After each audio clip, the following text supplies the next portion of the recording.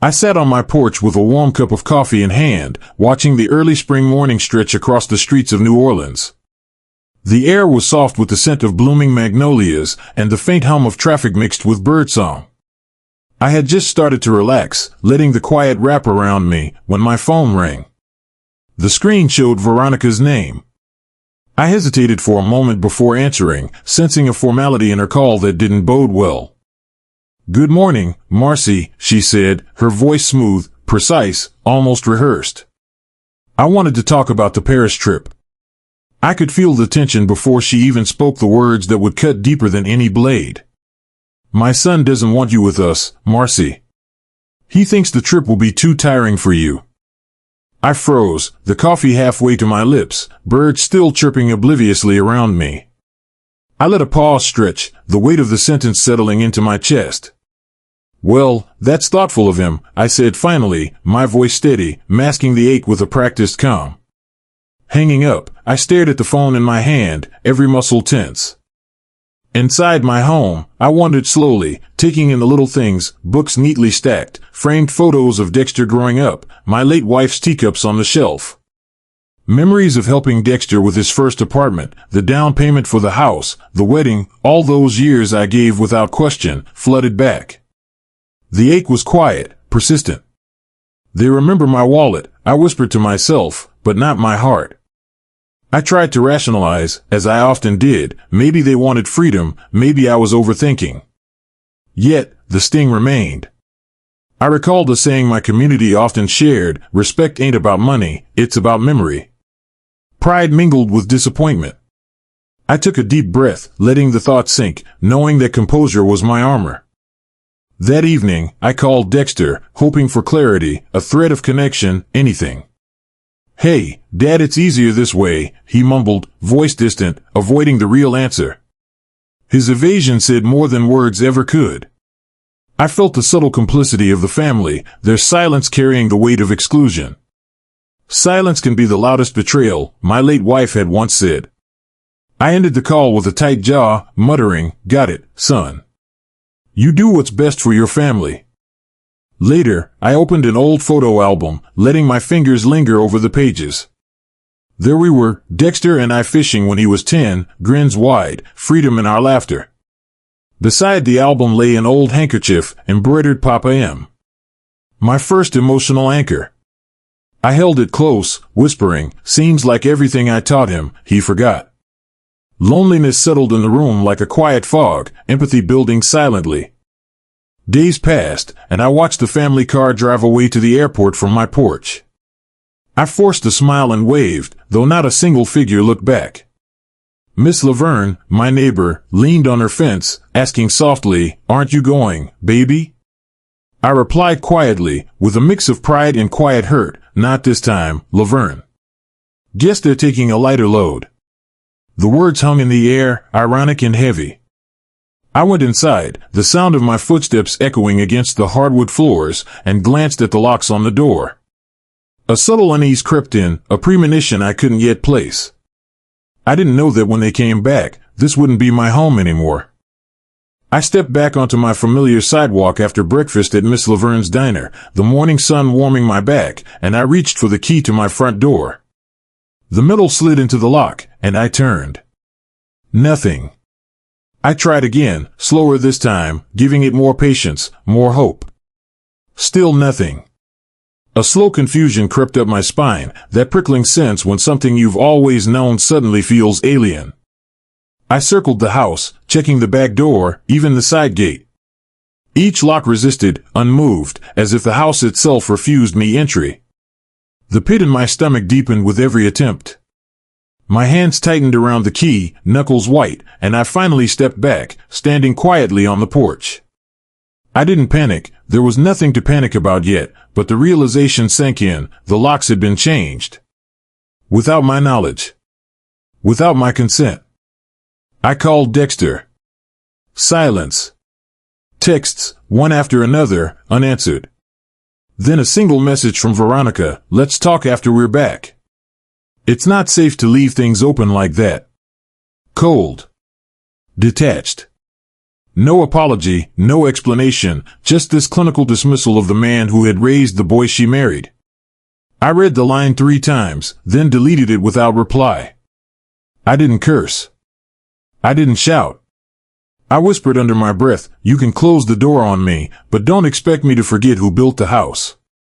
A saying from my neighborhood lingered in my mind: a man who raised you in storms shouldn't be locked out in sunshine. By mid-afternoon, I found myself at City Hall. The clerk's eyes flicked up when I requested the property records, and I felt that familiar sting of nerves, that tension between hope and dread. What I found was worse than I could have imagined. 2 months ago, I had signed paperwork, a document Veronica presented as insurance adjustment, without reading carefully, without the clarity I deserved. And now, legally, the house belonged to her and Dexter alone. My name was gone. The title in my hand felt like ice. I copied the records, thanked the clerk, and walked out, keeping my composure intact. Inside, I muttered, "A signature without respect is just a pen stabbing a memory."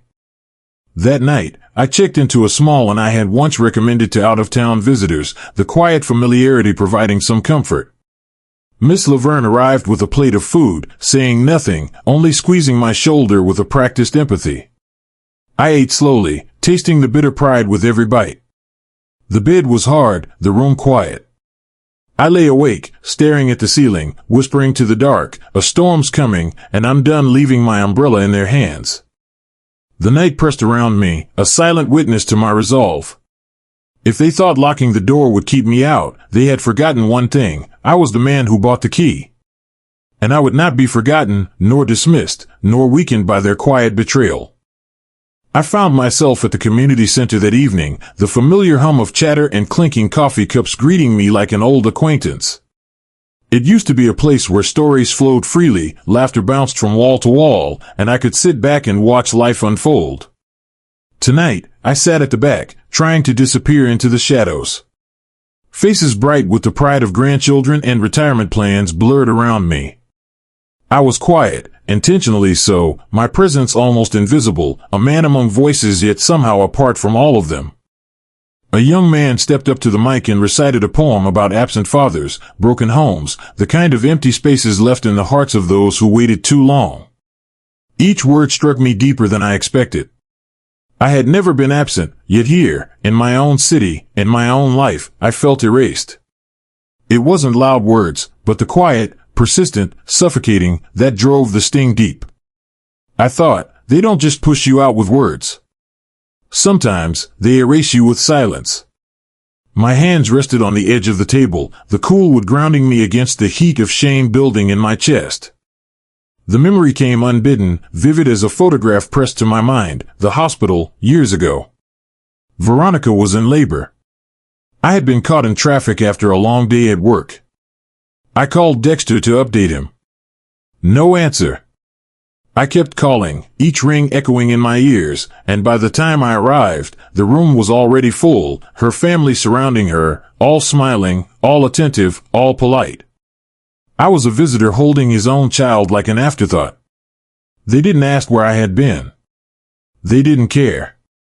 The baby's small fingers wrapped around someone else's, and I stood there, frozen. Some wounds don't bleed. They just settle into the bones. Back in the present, the walk home felt heavier than the cool night air warranted.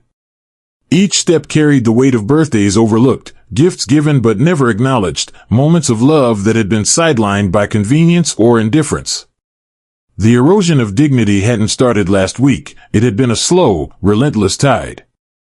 I thought of the quiet resolve that had carried me through life, and yet tonight, I felt its edge blunt against a new, bitter awareness. I gave them my silence as a gift, thinking it would buy peace.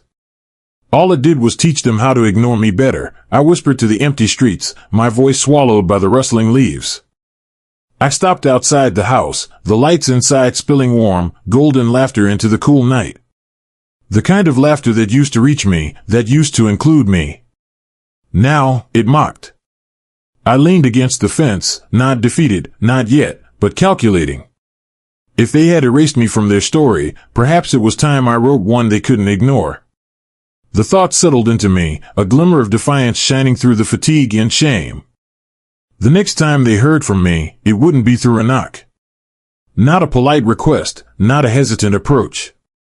This was the beginning of a different chapter. I turned away from the glowing windows, a quiet storm gathering inside, ready to move with precision and purpose. I walked up the familiar path to the Garden District house, the air carrying a faint mix of magnolia and evening humidity. The invitation for a family dinner in Dad's honor had felt like a small beacon, a chance to reconnect, or so I thought. But as I stepped onto the porch, I noticed subtle shifts. The table was set for many, yet there was no place for me at the head, no familiar seat, no Papa M name card waiting patiently. I greeted Dexter and Veronica warmly, forcing a smile that felt borrowed from someone else. Their smiles were tight, rehearsed, as though they knew I might notice the small exclusions before I even sat down. Conversation flowed lightly at first, talk of Paris trips, vacation photos, and casual updates. I listened, polite, nodding, offering quiet acknowledgement. But the underlying hum of exclusion was palpable. It was in the sideways glances, the subtle rearrangement of chairs, the laughter that didn't quite reach me. I reflected bitterly. In my house I used to open the door, they'd holler, "Welcome home, Papa." Now I'm opening someone else's. The air of normalcy masked the truth. I wasn't expected to belong. Dinner began, and the whispered exclusions grew heavier. No one handed me a guest list or any semblance of recognition. A cousin offered a small nod, almost pitying, almost careful to avoid acknowledgement. In the corner, a framed photo caught my eye, Dexter, Veronica, and Kian, smiling from a recent trip. I was missing. I asked softly, trying to maintain dignity, "Did I miss the invite to step in?" Veronica's voice, calm but distant, replied, "We thought you'd be comfortable at home." The words felt hollow, and I held back a sharp remark. Respect still mattered, even in silence. Sometimes they don't close the door on you, they just forget to open it, my mind whispered, bitter but steady. I glanced at the dining room chair I once claimed, now replaced by a sleek, unfamiliar one, its polished surface gleaming under the chandelier. The memory struck, a similar family dinner years ago, when they had called on me to say the blessing. I stood proud then, center of a moment, recognized and honored. Now, the past and present collided, a silent reminder of how quickly belonging could be erased. I touched the embroidered handkerchief in my pocket, Papa M, a quiet emblem of resistance. I raised my drink but didn't offer a toast. The ritual felt hollow without acknowledgement, the sting of omission sharp and personal. After dinner, I left without confrontation, head held high, walking past Kian and offering a gentle squeeze to his shoulder. "We'll sit together soon," I murmured. He nodded politely, seeing me as a guest rather than the father. I stepped outside into the warm New Orleans night, inhaling deeply, letting the rhythmic hum of the neighborhood settle my thoughts. Waiting for them to recognize me would yield nothing. The next move had to be mine, deliberate and unyielding. I realized then, with quiet determination, that I would not linger on invitations, not seek permission for the seat I earned. I would find it on my terms. Pride, patience, and experience guided me, and I understood that the first step toward reclaiming my place had to be solitary, precise, unavoidable. I'm done waiting for their dad's seat, now I'll find mine.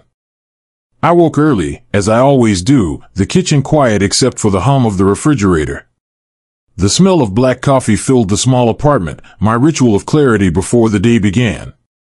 I sat at my worn kitchen table, the yellow lamp casting a circle of light over an empty page.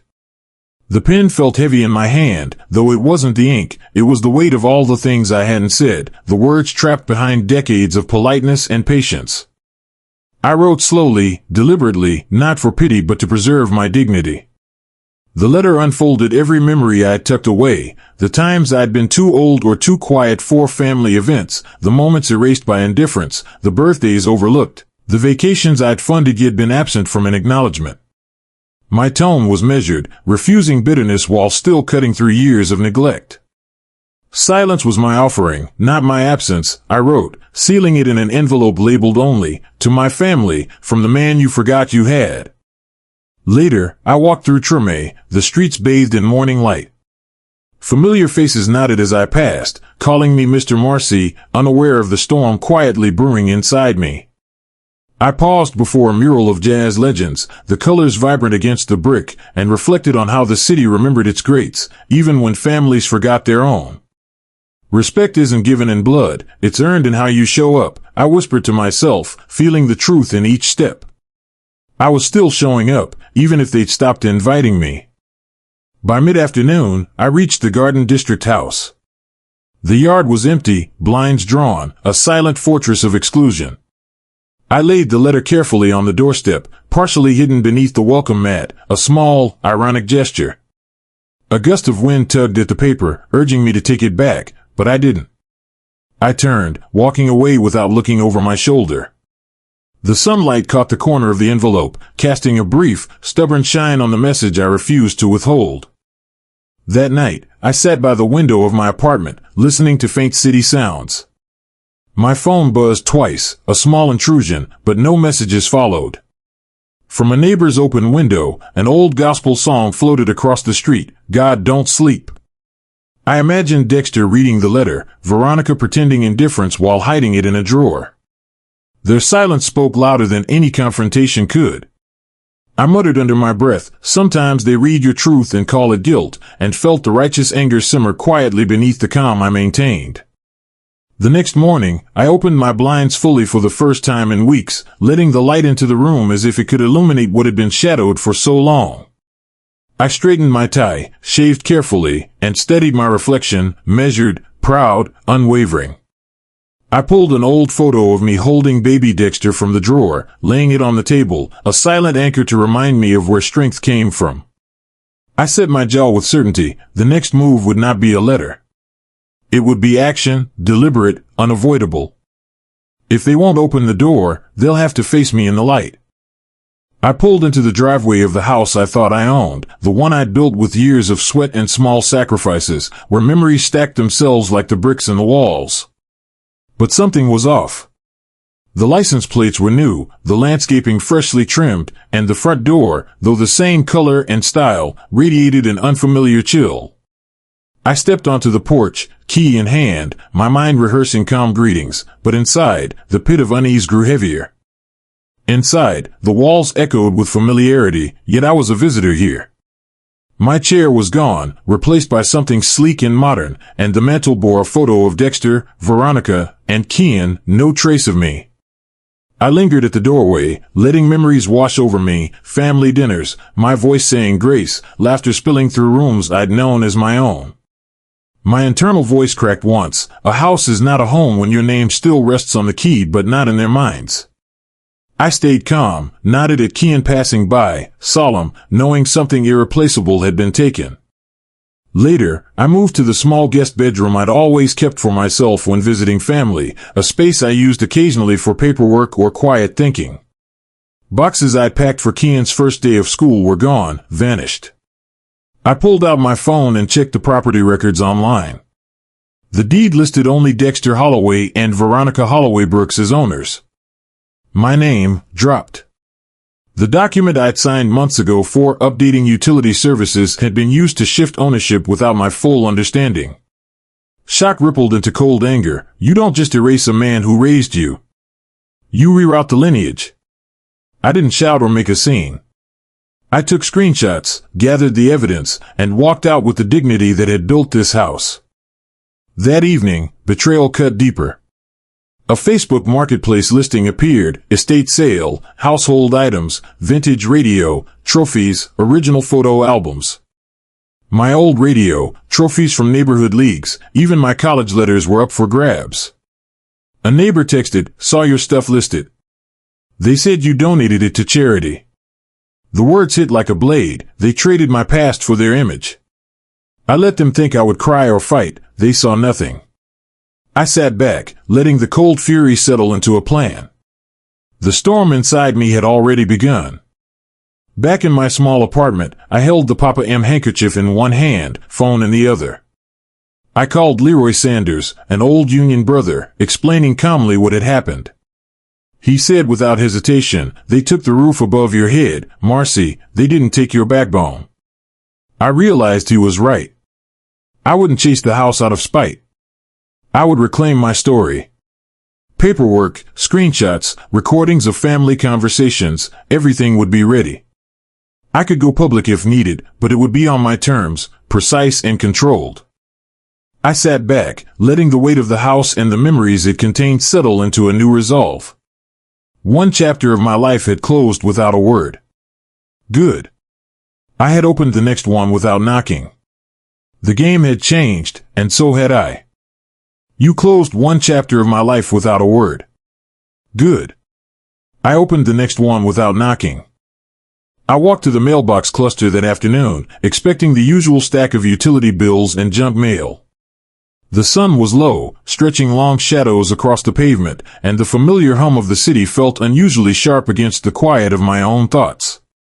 I pulled open the flap and spotted an envelope addressed to Mr. Marcellus Brooks, guest for a family dinner event, Garden District Home. I stared at it, the words sinking in slowly. Someone else was listed as a guest in my place. I hadn't been sent an invitation. I slipped the envelope into my coat pocket and turned it over carefully, checking for a trick or misprint. The moment stretched, the air around me thickening with the weight of exclusion. My inner voice whispered, almost taunting, if you weren't worthy of the invitation, why was there a seat reserved for someone else? I let the curiosity burn quietly, letting it grow from mild surprise to simmering attention. I could feel the contours of the insult, precise and cold, yet I didn't let it define me. Driving past their home later, I glanced in the dimly lit windows, noting the stillness inside. A neighbor waved as if I were one of the family guests, and I nodded politely, keeping my thoughts to myself. Memories rose unbidden, years ago, walking in unannounced, coffee in hand, kids laughing around me, always welcomed. That familiarity stung now, the warmth of inclusion replaced by the sting of absence. I leaned against the hood of my car, hand resting lightly on the metal, thinking, used to live here in more ways than a dress. Hurt mingled with resolve, each breath a measure of patience before the storm I was gathering inside. Then came the notice from USPS, returned to sender. My Father's Day card, sent weeks ago to Dexter and Veronica, untouched, crisp, with the signature, with love, Papa M. They had not just excluded me from events, they had erased me entirely. I turned the card over in my hands, the reality sharp as a cut. The cultural line I had always held in mind echoed now with a bitter clarity, you ain't gone until you've been forgotten. They just changed the locks first. Indignation rose steadily, powered by a quiet dignity I refused to relinquish. Walking back to my car, I passed the street where I once coached Little League games, waved at neighbors who knew me, the air thick with early evening jazz from open windows. My reflection caught in the car window, older, maybe worn, but eyes steady, measuring, undaunted. I made a quiet decision. I would still show up, not to plead or apologize, but to be seen, to reclaim presence where it had been denied. I pulled out my phone and began drafting an email to the local historian group, compiling years of records, turning history into proof of existence and contribution. The shadows lengthened as I typed, the city around me fading into background static. I could feel the tension in my own body, a coiled energy ready to spring, not recklessly, but with purpose. They had left me out of the guest list. Soon, they would be left out of the story. The chapter was theirs to ignore, but the next one? That would be mine to write, bold and unmistakable, demanding recognition for every quiet year, every unseen effort, every presence they tried to erase. They left me out of the guest list, they'll soon be left out of the story. I arrived at the church hall for the late afternoon fundraiser, the same hall where we used to host family celebrations, birthdays, and graduations. I wasn't invited, not officially, but I handed over the door donation and stepped inside quietly, taking a seat at the back. Familiar faces turned toward me briefly, recognition flashing and then disappearing behind polite masks. Veronica stood at the entrance, greeting guests with practiced warmth. Our eyes met for a fraction too long, her smile faltered, just microseconds too late. The room was decorated with elegance, tables draped in white linen, silverware gleaming under the soft lights, but my attention went immediately to the walls. The family portrait had been replaced, Dexter, Veronica, and Kian stood framed together. My own image, once central, was gone. I felt the sting of erasure, but beneath it was a simmering realization. They could rearrange chairs, portraits, and locks, yet I still understood the script. My calm determination rose, tethering the storm that threatened my composure. During the silent auction, the MC held up the new framed portrait, announcing our new family legacy. Cameras flashed, and I stood, making my way to the front with deliberate steps. The room grew quiet, whispers trailing behind me like shadows. I stopped beside the stage, my voice steady but carrying weight. I raised that legacy. You just reframed it. Gasps rippled through the crowd, some faces betrayed shock, others disbelief. Veronica's cheeks flushed as she realized the public acknowledgement had shifted. I reached into my coat pocket, withdrew the Papa M handkerchief, and handed it to the MC with a nod, a silent emblem of the history they tried to overwrite. The aura in the room changed. What they had tried to hide became undeniable. After the event, I walked to the car park, the old house key heavy in my hand, the key I had purchased, the one they had replaced with new locks. Dexter emerged from a side door, feigning unawareness, skirted my line of sight. I caught his reflection in a glass panel, subtle, but deliberate avoidance. The key rested in my fingers, a tangible reminder. They may have swapped the locks, but I still held the first key. I didn't follow him or demand attention. Instead, I left the key atop the windshield of the fundraiser car, a quiet statement, then walked away with steady resolve. The power shift wasn't about confrontation, it was about presence, ownership of narrative, and dignity reclaimed. Back at my apartment, no cheers awaited, no contact was made. I sat at the kitchen table, the handkerchief and old key before me, candlelight flickering against the walls. I whispered a prayer, God don't sleep, and neither did I. I understood then that I would no longer be the silent observer, the man forgotten. I would live where I was valued or build anew where respect was guaranteed. My thoughts settled into clarity, each breath a quiet triumph. They changed the locks, but I changed the address of my pride. Now, when I open the door, I'll decide who walks in. I woke early, sunlight spilling through the oak trees, warming the porch of my new home. The world felt still, absent of knocks, calls, or echoes from the family I'd long wrestled with. I cradled my black coffee, letting the calm settle over me as faint gospel music drifted from a neighbor's radio. God will make a way. The handkerchief from the gala lay neatly folded on the table beside me, a quiet reminder of the confrontation that had shifted the weight of my past. I thought to myself, maybe the peace I'd sought wasn't in the old house, the locks, or the portraits. It had been here all along, waiting for me to claim it. A knock came, tentative, almost unsure. Dexter stood at the bottom of the porch steps, hesitant, eyes avoiding direct contact. Mama sent me, he said, voice low. She's not doing well after last night. I didn't invite him in immediately. The silence stretched, allowing acknowledgement without submission. He settled on the bottom step, and we both looked out at the street, neutral ground, free from the battleground of old arguments. Words flowed carefully between us, a mixture of regret and accountability, tempered by distance. I didn't comfort him, nor did I condemn him. Respect ain't given at funerals or fundraisers, son, I said finally, voice steady. It's built in the silence when nobody's watching. He listened, absorbing the balance of compassion and boundary, realizing perhaps for the first time the weight of inheritance beyond money or title. Dexter reached into his pocket and withdrew something.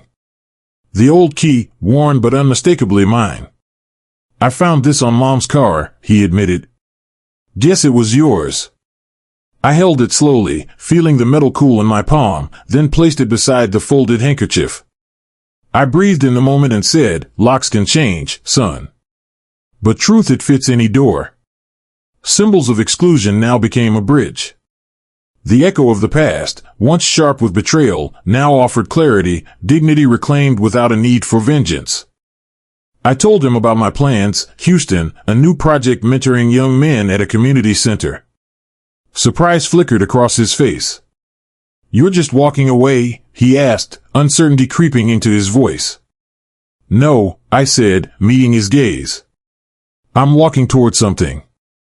There was release in that statement, a quiet rhythm that shifted the day's energy. Laughter from past family cookouts flashed briefly in my mind, bittersweet, but no longer painful. By evening, the sun lowered gently, and I sat alone on the porch. Gospel music still floated on the breeze. I held the key and handkerchief one last time, letting the symbols rest in my hands. Whispering a prayer, I dropped both into the river near my home. Ripples spread, catching the fading light, carrying away the weight of exclusion and betrayal. I realized then, they thought I was locked out. But perhaps, God had been opening another door all along. The past remained, but it no longer controlled the direction of my life. I stood, watched the river settle, and felt a peace I hadn't known for decades, freedom wrapped in clarity, pride, and quiet resolve.